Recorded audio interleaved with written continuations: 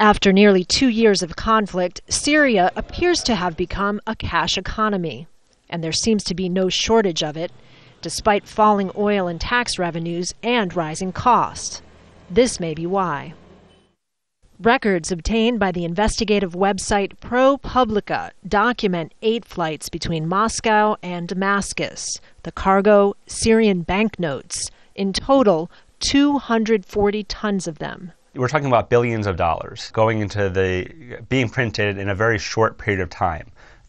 Most of the flights that we tracked occurred in a 2-week period at the beginning of September.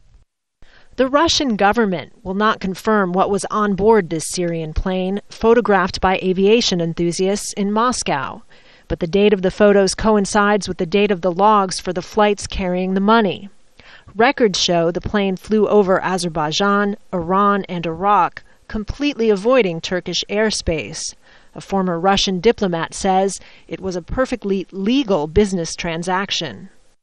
The Security Council doesn't take any steps to blockade Syria economically. It is absolutely one-sided decision of the United States, and some nations, some states joined these American efforts.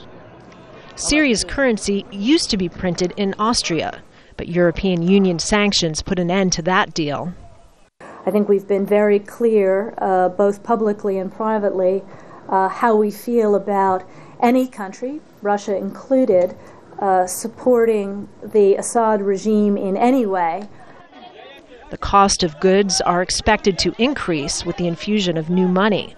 Inflation is already estimated to be between 40% and 65%. And as costs rise, it is the Syrian people, already suffering from the violence, who will feel the sanctions' impact.